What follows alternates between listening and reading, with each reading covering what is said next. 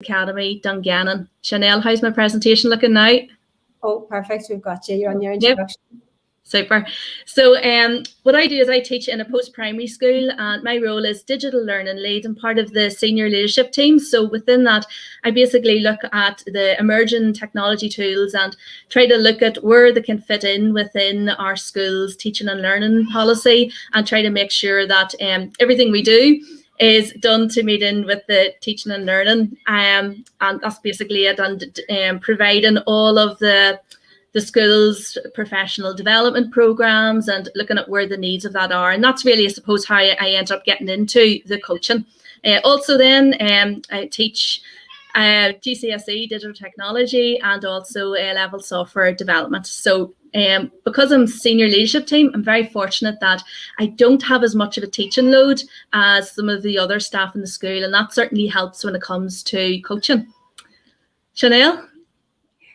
Thanks, Danielle, and thanks very much for inviting me to be here tonight. It's a lovely change from my usual Friday night, which is a bit more boring. So this is a bit of a change and a nice thing to be involved in.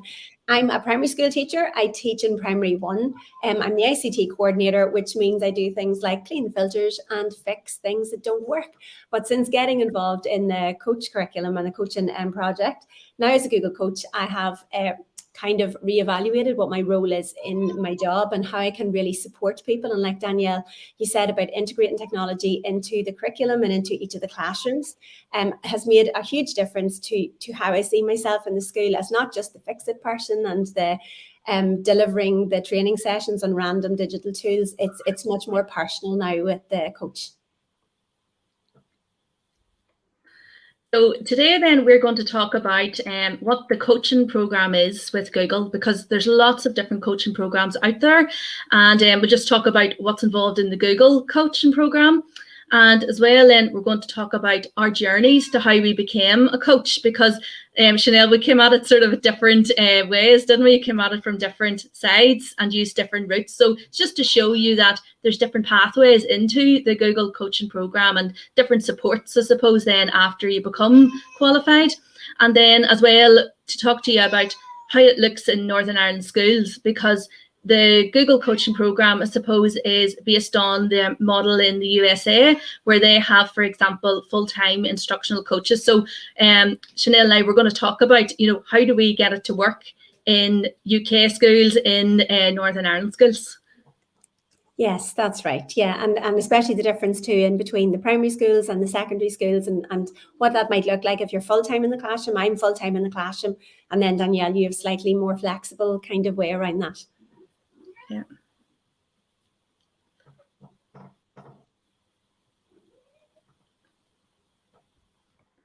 Okay.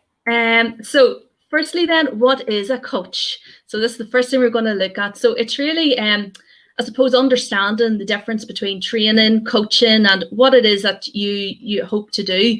So Chynel, do you want to start here? Yeah, sure. I had just taken a few of these statements from the coaching curriculum, that a coach is a partner that will help a teacher to, solve struggles that they're having in the classroom. What I like about coaching is that it provides support for teachers to focus on those strategies that work for their individual students. So it's not a one kind of solution fits everybody. A coach is a leader who is driving that impactful use of technology in the school. So it's not just technology for technology's sake. The role of the coach is to really see where the technology is augmenting, is redefining the teaching and learning that's going on, and being able to help the teacher integrate that into their daily classroom practice. I put in the third one about empowering educators, because what I'm finding with being a Google coach is that it's not about bringing along things that I think will work. The role of the coach is to research different digital tools, either through the strategy menu or talking to the PLN, your personal learning network on Twitter, and finding those tools that are going to help solve the problems, bringing them back to the teacher and getting, equal input from the teacher, what the teacher wants to use and what they feel comfortable using and how they're going to integrate it in their classroom. So it's not me dictating what's going to happen. It's a very much a collaborative exercise with teachers when you're working with them. Yeah, completely agree, Chynel. So it is that idea of, the coach is walking alongside the person, and the coach is there to the side. They're not so much like a trainer delivering the training to them, and it's sort of training that's done to you, and you don't really have much choice in it. The coach is there with this personalized support and supporting with an actual personal issue that the coachee comes with. And as you said, it's that idea of that partnership and working together. Also, then within it, it really helps, I feel, build relationships within a school. And within that, we do a lot of coaching conversations. And as Chynel said, it is really about empowering individuals, as empowering educators to really help them find solutions themselves and within themselves. So it's a wonderful experience to be a coachee and also to be a coach as well. You get so much personal fulfillment from that and seeing the development of the person that you're working with. Absolutely. I work in a smaller school, so I am able to cycle through all of my teachers through the year. But if you're working in a bigger school where maybe in your department you've got 60 or 80 teachers, it's very difficult to get to know, like you said, building these relationships.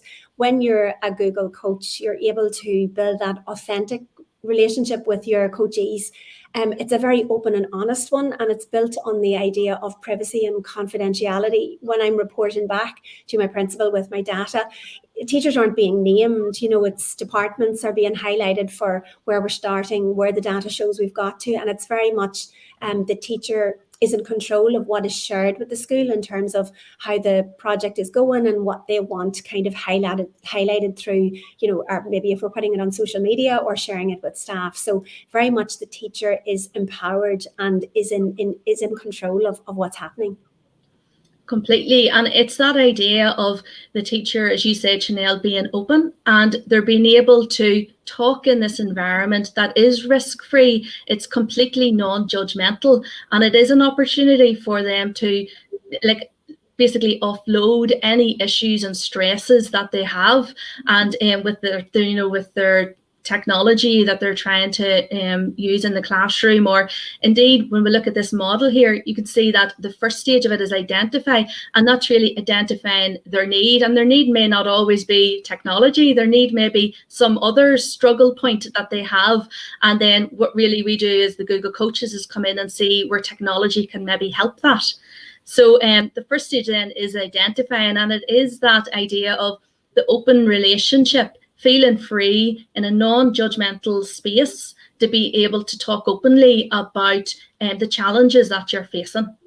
That's it. I think what you said about in terms of, building that relationship with teachers, part of the coaching curriculum will teach you as well how to kind of positively reframe those challenges that teachers are having. So when you sit down and you complete the gripe jam, that it's not just about griping about all of the things that are happening, that you're able to, as a coach, then, paraphrase what's happening to try and find the way through all of those kind of struggles and to find a way out to solutions. So there's a lot of tools contained within the curriculum that will help you in terms of how you interact with, open-ended questionings and different protocols. So that's really helpful too.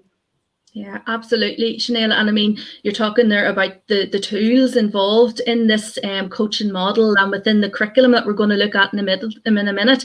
I mean, those tools are so helpful, and the advice within this coaching model just helps you to keep everything organized, and it helps structure you, and it gives you these tools and resources that you can use to really be an effective coach. And so the next stage then is investigate. Chynel, what do you do in that stage? Well, as I mentioned there a while ago, so my biggest way of investigating would be my Twitter PLN. So I spend quite a bit of time, asking a question out on Twitter. Immediately you get feedback from Google coaches, innovators, trainers who have experience of the same kind of thing and can help and give some suggestions. The strategy menu, which is linked in the coach curriculum, is also really good, where you can get, really good thought kind of starters in relation to teacher challenges. It's not an exhaustive list. I think there's maybe about 150 or so suggestions, but it definitely is a good start to have a look at it and think in terms of, if your teacher challenge is classroom management, if it's technology, it's all broken down in there in the strategy menu, so you can find something that might be of use for you to start with. Mm-hmm. And then the next stage, select then. So this is again back to the idea that it is the teacher who selects the actual solution that they want to work on. So as the coach, we can give suggestions. And in fact, in some other coaching models, they don't even really give suggestions. It's all about the reflection. But in this technology-based, challenge-based coaching model, we do give some suggestions for the strategies, because obviously, the point of this is to help them embed technology to support the teaching and learning. And if they don't know the strategy exists, well, then how are they going to actually use it to its benefit? So select then is where the teacher listens to the different options that the technology coach ourselves puts forward, and then they make the selection. And again, this is where the quality of the language that the coach uses is so important, because the coach is almost like a bridge between what the teacher understands in their classroom in terms of teaching and learning, and then the technology. So the coach is so important in being that interpreter to be able to help the teacher understand the different strategies, and then they can pick the one that they feel is right for them in the selection stage. That's right. What I love about the model too, Danielle, is that it's very fluid. You know, you can move, the model doesn't have to go around and then around. You know, sometimes you have to go back a step. Sometimes you select a tool, start to implement it and realize, you know, that's not really working the way we thought it was. And you can go back and change, you know, not to keep going with it and try and see it out to the end. So the model itself is great because it supports that kind of flexibility in moving, you know, back, reselecting and then trying again. Absolutely. And the idea of implementing then, Chynel, so again, this will be a wee bit different in our Northern Ireland schools, because unlike in the USA, where, you know, it is, say, the coach's full-time role and they can go in and out of the classrooms, we have to find the time, don't we, really, to help the teacher with the implementation and the reflection during those meet visit stages. So how do you manage that, Chynel, in the primary classroom? So the whole idea of the implement stage is to do the meet, visit, meet cadence, where you meet with your teacher, you set the goals, then we visit the classroom. And that might be for, you know, modeling, co-teaching, or just being there to collect data from what's going on and what we've, our sub goals that we've set. So the idea of being able to do that and then meet again after that to kind of reflect on what we've been seeing and get the next steps. While that's great, I find myself, I have to be very kind of, you have to solve a lot of problems in trying to get that sorted with each of my teachers during the week. So I do find myself nipping out of my class. I also have negotiated this year a wee bit of time that I can. There's a certain day that I can kind of go and do my classroom visits, and that's agreed with the teachers that that's going to be the day that I go and see them so that they can restructure if they need, you know, for me to come in. But it's about being really creative, because sometimes, you know, you want to meet a teacher and they've got something else on. So I have to try and do it maybe before class if they're willing, or sometimes during directed time, or, you know, quick wee kind of breaks where we find ourselves free in the day, maybe if there's non-contact time. So it's all about being very creative with your time and being very flexible, because remember, you're helping the teacher out. So as much as possible, I'm being flexible to support them rather than the other way around. You know, I have to meet their needs. Yeah, absolutely. And that's the idea as well, do you know, that really, I always find that when you make a promise to the teacher that you're going to be there, that you're going to work with them, it's really important then to hold that promise. You know what I mean? You really don't want to let them down at any stage. You know, it really is that trust and relationship between each other. You can see my cat's tail going here. I'm wondering what his ideas are on Google. I know. No, and within my classroom, Chynel, and within our school, it's similar to yourself. You basically have to have your principal's buy-in for this all to work. You know, you need the principal to see that time needs to be made available for this model. So really, when you can show the benefit of it, and there's so much research out there to show how impactful coaching is, and once you can get buy-in, you know, from your principal or from your you know, your senior team, it really does help you to find that space, and as you said, be creative with it. Yeah. So I mean, at the minute, because we've seen the impact of coaching in our school.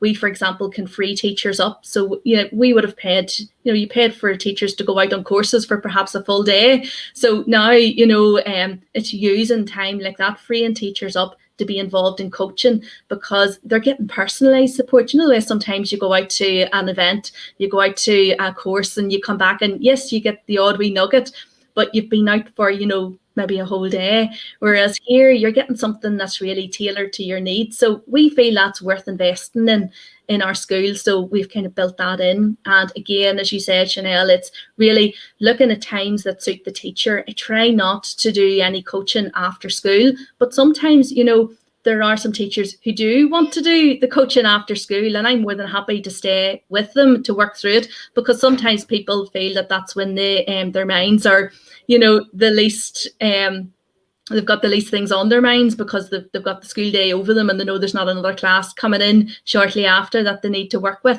So yeah, it really is looking at what suits the teacher and being really flexible to suit their needs, and working with the teacher and themselves. That's it. I think what you said there too about the buy-in from your senior leadership and principal. I threw a few slides together and went to talk to my principal, and I was quite nervous, about how am I going to kind of get support for this. But he was brilliant. It was amazing how when you talk through what the benefits are going to be of the project, that straight away he just said, absolutely, that's exactly what our staff need. They need the one-to-one. We can do all of these group things, but really we need to get into classrooms. We need to support our colleagues, and we need to, kind of showcase and empower our teachers, so that when the coach leaves, that the teacher is feeling confident enough to continue the journey themselves and to revisit the coaching cycles at another time. Absolutely. And then the final stage, reflection then. So within it is really about your active questioning, isn't it? And the open questions. And in reflection, it's the coach acting almost like a mirror. So summarising back to the teacher what they've said, and helping them to be self-reliant, helping them to nearly find the solutions to the challenges themselves, and to think about what's next, where next to the go. Yeah, I love bringing along, I'd collect a lot of photographs and things for the bright spot stories, to kind of showcase what's going on. And in the reflection, I tend to bring those pieces back. And as we're chatting, we're talking about, the highlights of what has gone on over the previous 4 to 6 weeks. And it really, that I think the teacher then can really understand how far in the journey that they have come, how much of the technology that their children have used to really create agency about their learning in school. And it's definitely the highlight for me of the 5 steps. Okay, so this next slide here, we're going to give you a copy of the slides at the end. So this is the team from Google talking you through all the different stages in the coaching program. So whenever you get a copy of the slides, you'll be able to watch this yourself. It's about 1 hour long, and they go through absolutely everything you can think of, and it'll answer hopefully any other questions that you might have. So just thought that was a useful wee link to have in. And then here, so basically what we've got here is the steps towards coaching. So we've talked about the coach program, we've talked about how beneficial it is. So now just how do you do it? How do you get there? What are the different stages that you go through to do it? So the first thing then, you'll want to get your Google certified educators. So your level 1 and level 2. We'll put links in here into the slide deck for the boot camps that Global did, because they're brilliant. I mean, you'll get everything you need from there and to go down through them. And then the coach program, then we'll have a look at that. So in the coach program, what it is, it's basically everything that you need, nicely structured, all in one place, and you work down through it at your own pace. So let me see if I can click this link and see what happens if you don't mess it up. And then, okay, here we go. So what you've got here then is the basically the Google Teacher Center, and within here you can see here's all the programs. So there's the trainer program, the coach program, and that's what you'll go down through. And over here is the certifications if you wanted to have a look in there. Now when you go in here, it's got everything you could possibly need, and it says here that it'll take you about 10 hours to go down through it. But I don't know about you, Chynel, but I went back and forward to it loads of times. basically because there was so much in it and it was really in depth. And I basically then wanted to go back and reread lots of it. Yeah, I still go back to it, even when I'm looking for a particular tool that maybe just gone out of my head, I can go back to the coaching curriculum, or just for that bit of inspiration. Like you say, it's something that, yes, it says it probably take about 10 hours to go through, but I've revisited it so many times. Yeah. And you can see there's all the different modules in it. I mean, it's fantastic, and it's all research based, and they had a pilot program in America, dynamic learning project, and they basically built all of this model around the findings that they had from that particular pilot. If you follow Jared Johnson on Twitter, I mean, he does amazing work there, and he'll show you everything that they're doing. They were involved in the pilot. So what you do is you go into the coach program here, and you log in, and then when you log in, it basically remembers you, and it'll keep track of where you left off. And strongly advise you doing all the little quizzes and things, because it just helps everything stick, because towards the end you have this skills assessment to do. So we'll go back to here. The curriculum is that you can do the little, checks at the bottom of the lesson, and you can retake them, if there's something that you missed. So it's not as if you only get to take it once. You can do it as many times as you like. And you've to do the skills assessment 80%. And as Chynel said, I mean, you can redo that multiple times just to see where you are. Nearly what I did was I went in, when I'd done a couple of the modules of the course, went in then took the skills assessment just to see what everything was involved in it, and knowing that it wasn't going to really pass, but just to get a kind of feel for it, and then went back and looked more into the curriculum, and then went back and did it again. So you can jump in and out and do it whatever way suits yourself. Then finally is the application form itself. So the link to the form is here, and the link to the form is in this coach curriculum area as well. And what you have to do then is supply some evidence of different artifacts that you have done by going through the program. So basically, as you're working down through the curriculum, you're learning about those different artifacts that are useful to conduct a coaching cycle, and you collect all of those as you go. And they recommend that you do about 2 cycles of a coach before you would do your application, because then you'll have enough evidence there to be able to put in a strong application. So we'll talk about, I'll show you some examples of the evidence that I used for my application in a wee minute. Then you put together a wee video. It took me about 10 takes to do my video. Chynel, what about you? Yeah, and you're just so conscious of yourself, but the video is really nothing to be concerned or worry about. You're just talking through what you've been doing with your coachees and hitting each of the 5 steps in the model as you're talking through that. So yeah, I think I went right down to the wire, right down to the last second, making sure that I had everything in. I think thinking about it is more daunting than actually doing it. You don't have to be a video pro. Literally, the video is just you and the camera and talking. You can't have, you're very digitally like a digital expert. You can have all of the things coming in, and you're writing and everything, but it really is nothing to be concerned about. Yeah. Just in the chat, is anybody working towards their coaching program at the minute? Maybe pop in the chat if you are, or what stage are you at in the coaching program. And the final stage there then is a reference letter as well. So I went to the principal, and just like Chynel, explained the program, explained what I was trying to do, explained all the benefits and what I had learned from it. And then the principal wrote a lovely letter that went with the application.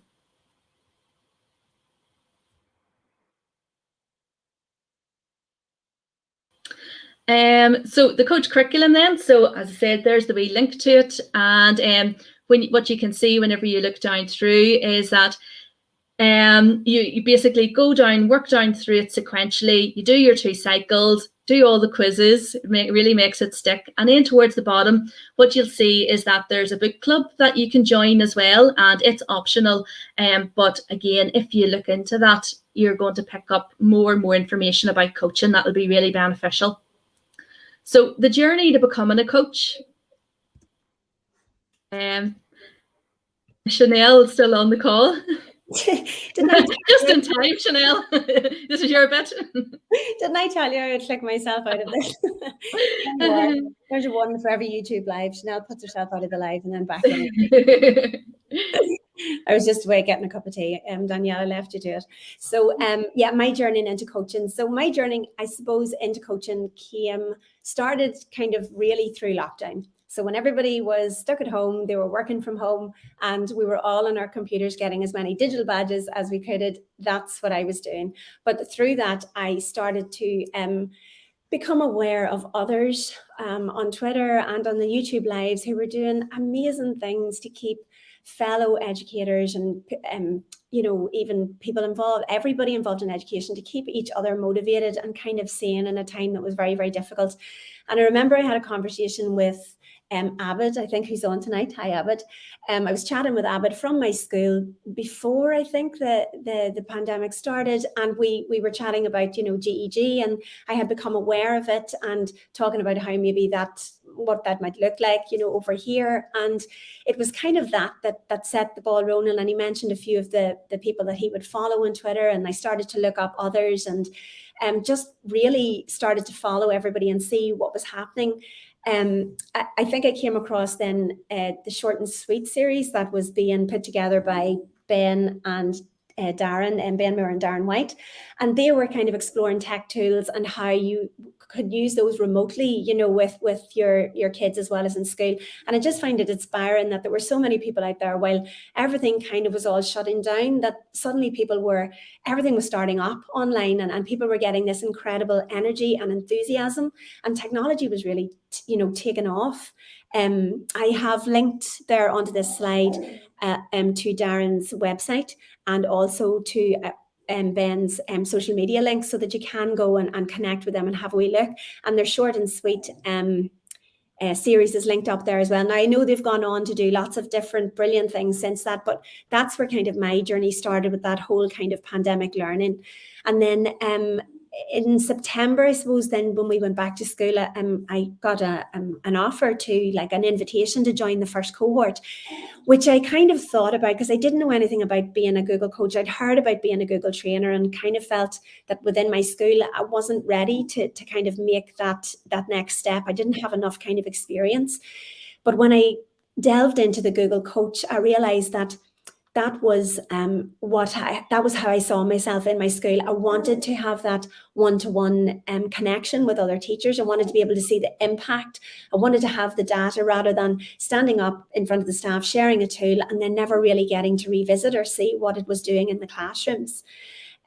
So then I went ahead on cohort 1 and got involved with the training partner, who were Canopy. And the brilliant people at Canopy helped us through the coaching curriculum and gave us lots of support. We got allocated a mentor. Mine was the fantastic Kat Lamin. We had the 6 online webinars. We had coaching corners with Laura White and Andy McCaffrey. We had guests like Dean Stokes and Jess Marsh, who were coming on to encourage us and to find out, how we were getting on and give us some advice. To guide us through the curriculum and answer questions, and also to suggest others that we could connect with on this path. I had some Google Meets where I was able to sit with, Kat, and kind of talk about where I was in my journey. And sometimes she had to give me a motivational, come on, you can get through this curriculum, Chynel, and get to the other side.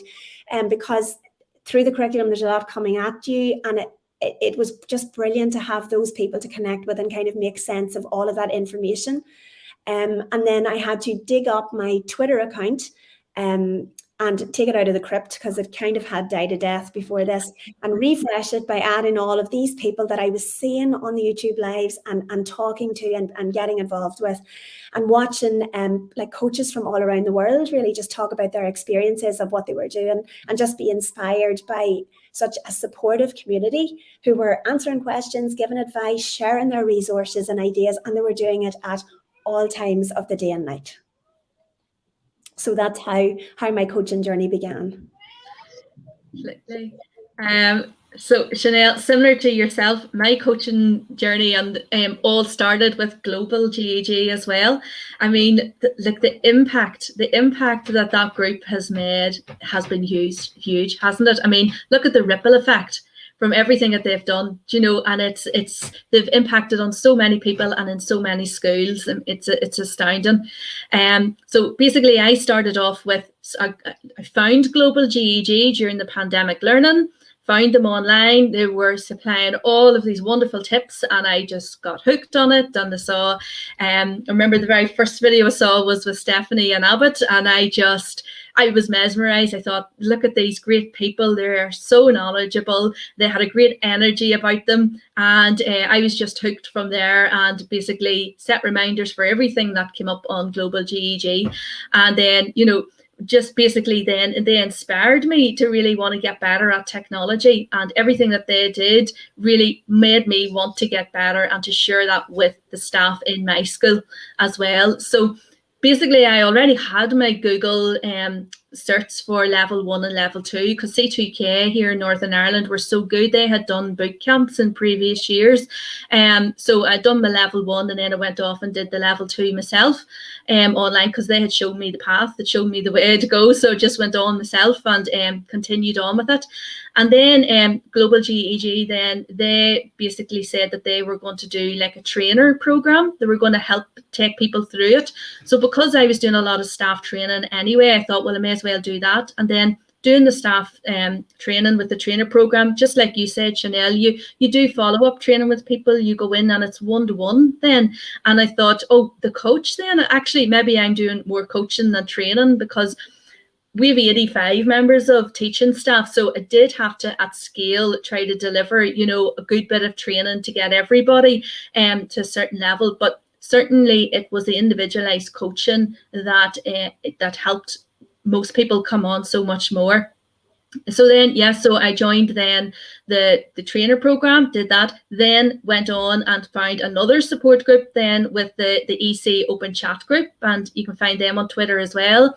So in there, and again, they did Google Meets, and they went through all of those different parts of the curriculum with us, and they basically were ready there to answer any questions. So we had Google Meets once a month with them, and I've linked in there in the links all of the recordings of the videos that they've made available. I mean, how generous are this group with their time? It's amazing. So Becky, Lim, and all of those people, Bonnie, Shalette, all of those people all coming together to really help people from all around the world. It's incredible. So then after that, felt confident enough to go through, apply for the coaching, and then fortunate enough to get onto it. You usually hear within about 4 to 6 weeks, they kind of do it on a rolling cycle. And then now ongoing support with EC Open Chat, they've got with the same people who did the application support, they are now running a group on Voxer, which I'd never heard of before, but it's kind of like a WhatsApp type of a thing. So they do voice notes on there, and we're working through a book study. So we're doing the coaching primer book at the minute, working through it. So it just basically means that you're continuing your own personal development in the coaching area, learning from lots of other coaches from around the world and learning best practice, and just basically reaching out to them if you encounter any challenges yourself, because even though we're the coaches, we still need to be coached ourselves too, and we're always still continuously learning. So that's my journey into it, and definitely I would recommend this coach program to anybody out there. It's fantastic, very impactful. I think I agree with what you said there, Danielle. To finish, the coaching journey is not something that you just do and then put away in a box somewhere, and it's kind of like a tick box. It's something that I actively use every day, not only with the people that I'm coaching, but some of the tools that you learn through the curriculum. They're perfect for working with all staff, you know, to really see the staff from a human perspective, and, you know, that everybody comes up against different challenges. And when you're coming to them with your next, you know, fancy tech thing, that they have a lot of other baggage going on and maybe need an interaction with you that is much more considerate and compassionate. Absolutely. And I mean, I learned so much about myself doing the coach program, and learned about approaches that I were doing that weren't that effective. So for example, immediately I was always trying to come straight in with the answer, you know, to tell people, here's what you need to do this, you know. But then with coaching, I realized that, you know, it's about helping each other and making sure that other people can, you know, they can find the solutions themselves, and you're just there really guiding them and making suggestions for strategies. Absolutely. Ladies, thanks so much for this evening. There's been lots of comments in the chat, people talking about, you know, needing to get things finished and being almost there. I've just got a couple of questions, if you don't mind, just to kind of clarify for people who might be watching or might be watching back on demand. You mentioned right at the very start, Chynel, about a gripe jam. For those people who don't know what a gripe jam is, obviously it's not something that goes on your toast in the morning. Can you just briefly explain the process behind that? Yeah, sure. So the gripe jam is one of the first tools that you use with your coachees, and it's a way of kind of unpacking all of those struggles that you have. It's literally kind of like a brainstorm of just everything that kind of really bugs you when you come to school every day. I tell my teachers, when you come to school first thing in the morning and you're about to start that brilliant lesson, what stops you from getting started? And they have to, well, I get them to put onto Post-its. I still like my Post-its, even though I like my digital stuff. So we put onto the Post-its one gripe, one struggle on each of the Post-its. And then when we have a look at them, the teacher orders them from least frustrating to most frustrating. And then we have a look at them again, and we raise the Post-it up that will have the most impact on the most people, the most, you know, students. And we look at those Post-its and then choose one that we can start our challenge with. So the gripe jam is about getting all of those struggles visually into one place so that we can kind of have somewhere to start where you can talk with the teacher and really kind of flesh out what that struggle is all about. Totally. And, you know, I'm a massive convert as well. Oh, excuse me, fireworks. It's one of those things I love doing as well. I do it with staff. I do it with family members as well sometimes when they're having problems at work and things like that. I think the gripe jam itself as well is a great way of narrowing down not just what's, you know, frustrating you and what's going to have the most impact if you sort it out, but also what motivates you as well. What are you most motivated to try and do something about and improve? And I think it's that selection, that personalization. This is the thing that motivates me. I want to improve this. Is a very different approach to perhaps what people have been used to in terms of PD in the past. Yeah, that's absolutely right, because, you know, obviously you're going to choose, when you're passionate about something, the teacher's going to put more effort, you know, into it, and then they're going to be more enthusiastic about actually following through and getting to the end, because, you know, school's a busy place. We can start things a lot of the time and they don't get finished, but having that kind of enthusiasm and energy helps to get to the end of the 5 steps and then be able to get to the end of the cycle. Absolutely. And the other question I wanted to ask is, obviously I'm a coach myself. Chynel and I obviously were in the same cohort as well. It's one of those things that people have lots of different approaches to, and there's no right answer. But how do you support those people you're coaching to keep all of their information and all of their evidence and everything else all in one place so it's nice and easy for them to access as well as yourself?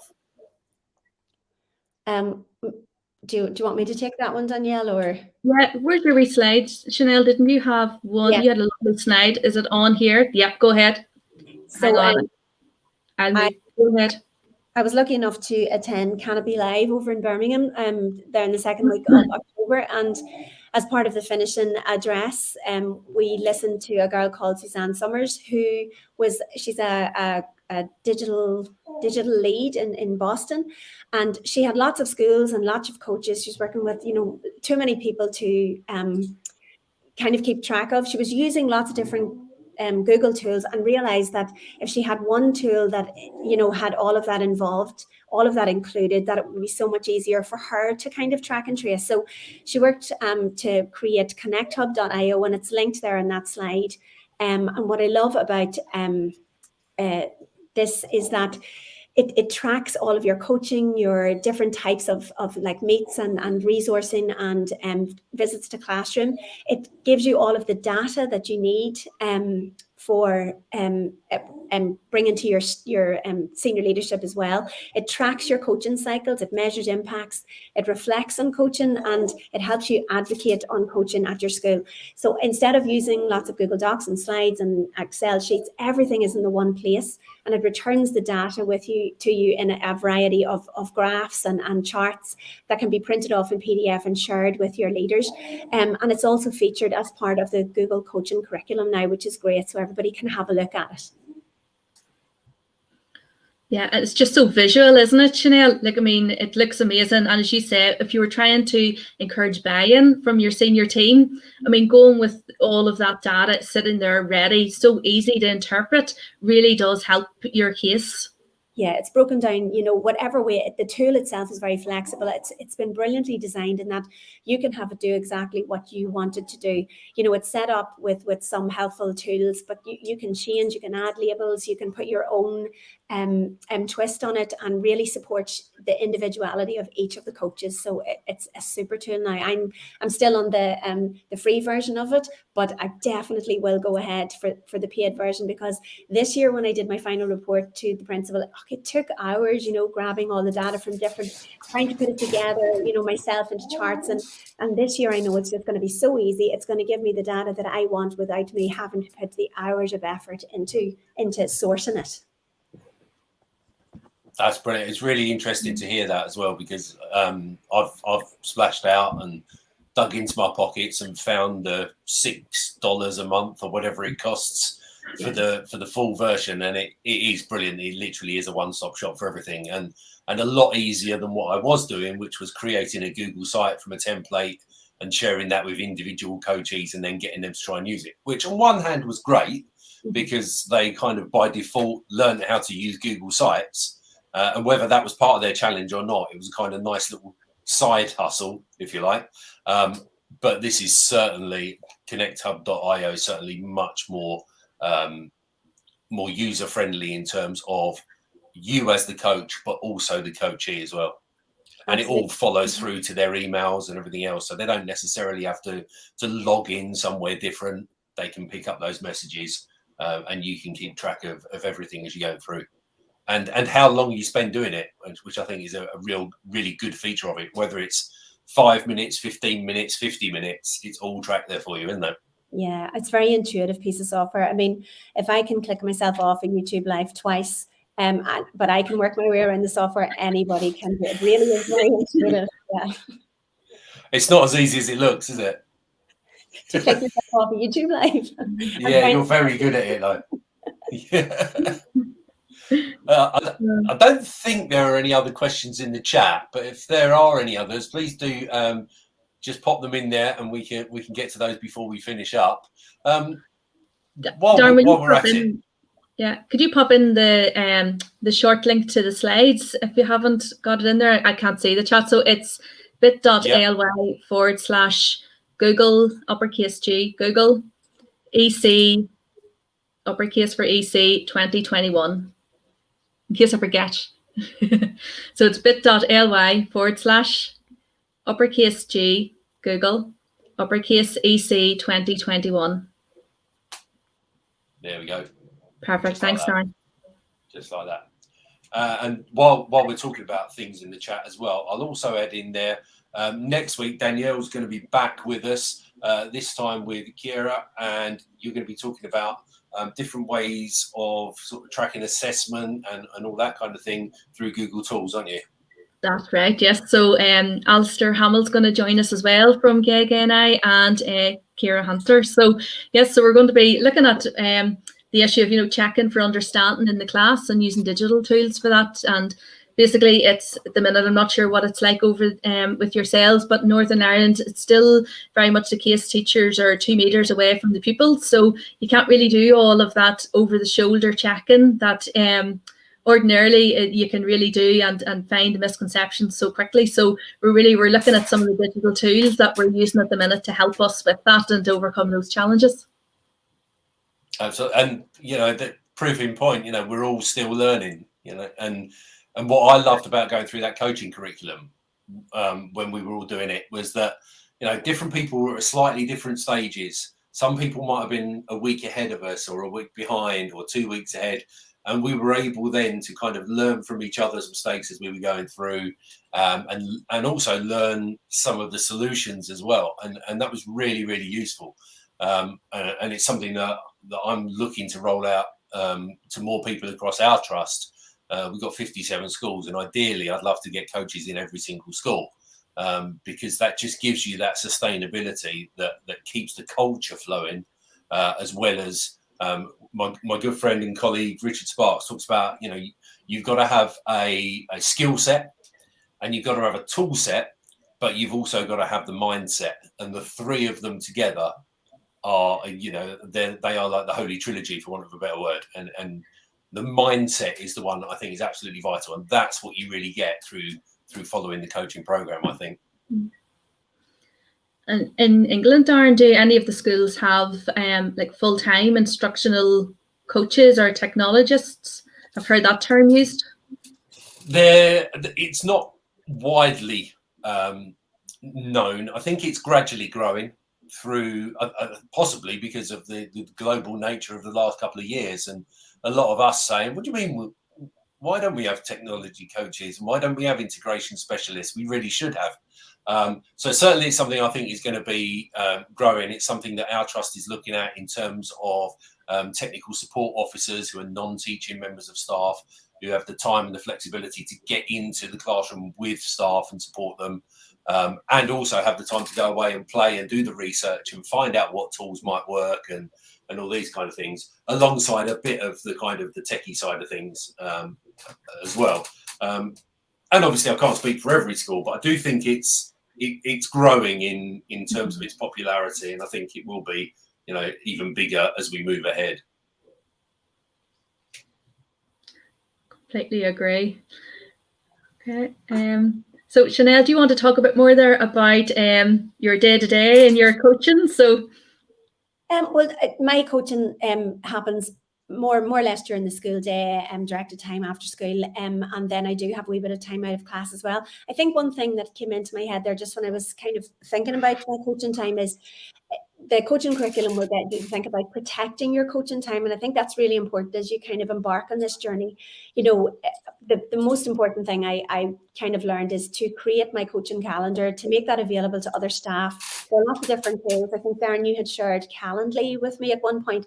There are great tools out there for being able to use, bookable calendars where people can book slots with you, even if they're not on the coaching cycle. So they can just kind of check in with you and say, look, I need a wee bit of help with this tech or this tool. And it helps you kind of organize your time so that you can kind of decide when you're going to be free, when you're going to be able to go and work with staff, and also to schedule meetings with your teacher when you're in that meet cadence, that when you are reflecting on what's happening, that your calendar is there, you're booking for the next time you're going to see them.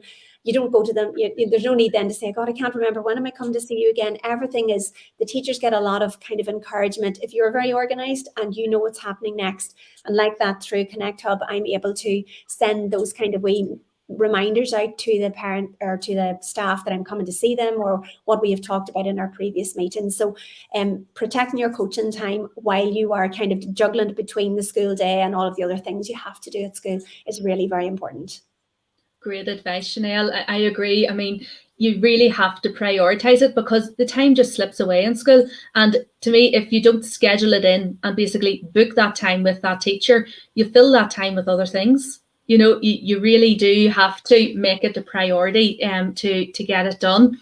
So Darren, like yourself, I'm post-primary. Are you still post-primary, Darren? Yeah. Yeah. So I'd be interested to hear how basically your setup is. So for us, we start off really with the school development plan. We've built that up and look at what the external factors are impacting on our school. We've done surveys. Through all of that, then we have the inset, and then the coaching, I suppose, comes after that. So we start off nearly with the whole school training, and then the coaching is, I suppose, the individualized support around that. And although the coaching is always usually, linked back to the school development plan, there can be teachers' own personal goals that they have as well that they want to work through, maybe something very specific to themselves or very specific to their particular curriculum area. So for example, if they're languages, they might have something in particular they want to focus on compared to some of the other subjects. Time, as you say, Chynel, it's fitting it all in. And I'm fortunate in the post-primary school that we do have, wee blocks of time free in our day, during the day, to meet up with staff. Really, we're looking at now being, as you said before, Chynel, creative with that and thinking, can we nearly timetable slots and rotate slots free around for that to be a coaching time and to have that permanently as our coaching time, and then bringing people in to be involved in that at different stages. So we're really looking at that, looking at creative approaches to find the time to get it all fitted in. But it's individual coaching, but also to get it fitted in for everyone. Very often we do group coaching as well.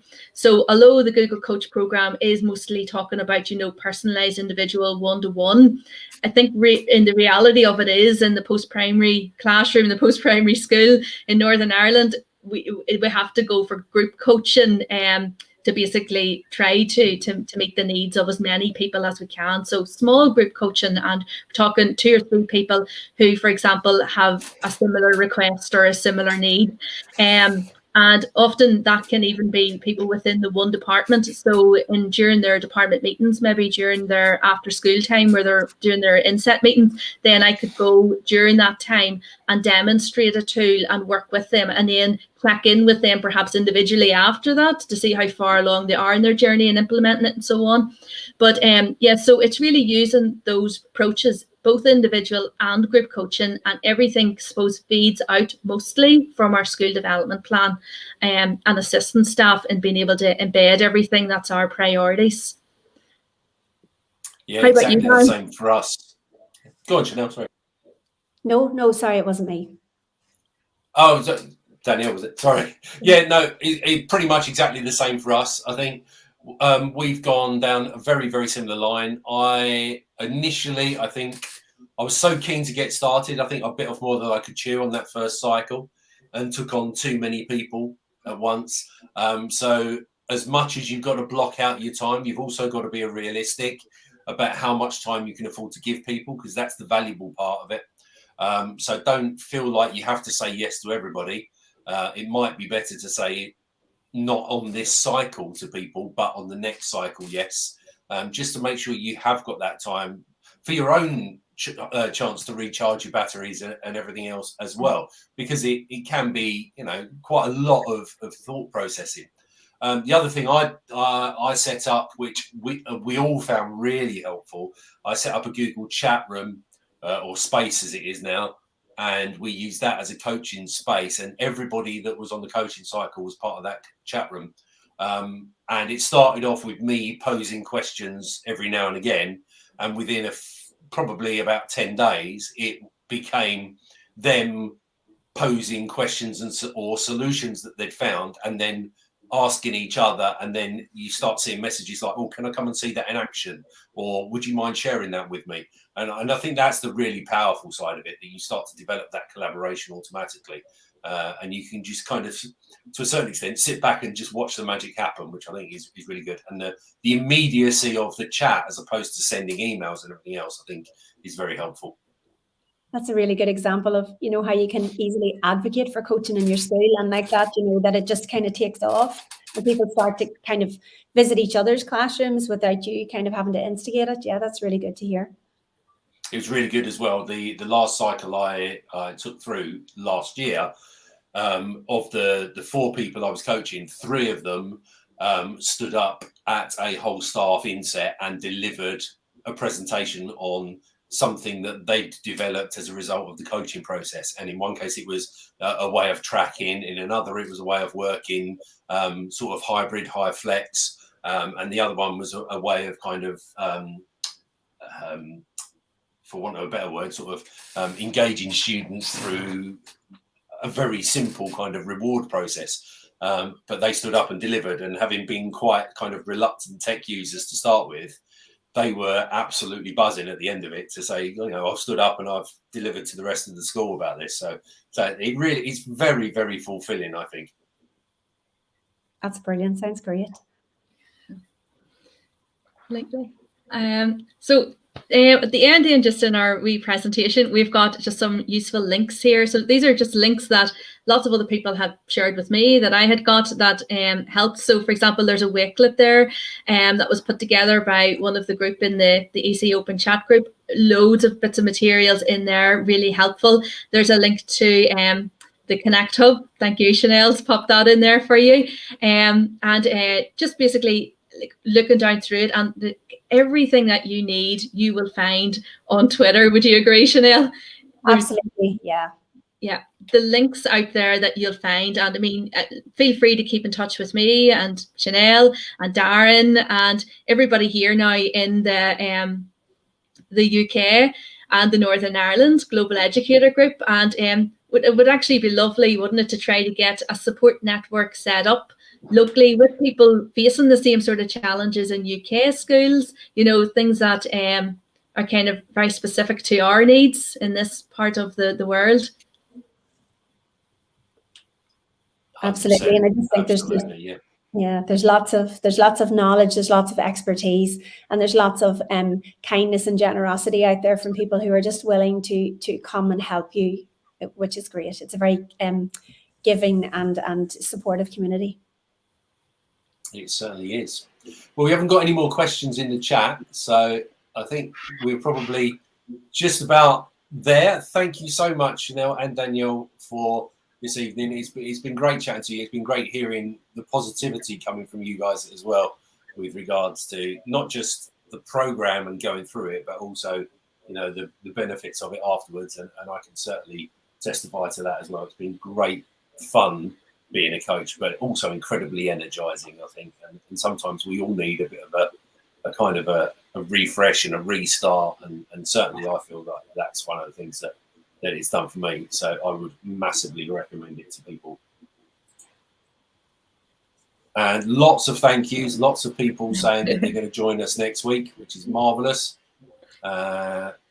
And thanks also, I think half of Italy have joined us tonight as well, which is fantastic. I don't know what the other half are doing, but thank you to the half of Italy that joined us. And, you know, there you go. And thanks from Italy as well. So without any more, taking up any more time over people's weekends, just a huge thank you on behalf of GEG UK to Danielle and to Chynel. And don't forget, you can join us again next week with Danielle and Kira, looking at that kind of low stakes quizzing, that assessment, using those Google tools. And the link is in the chat here. And if you subscribe to the channel, the GEG UK YouTube, you can also go on and see the upcoming lives and set your reminders there so you don't miss any. Okay. Thanks very much, everyone. Thanks, ladies. Thank you. Bye.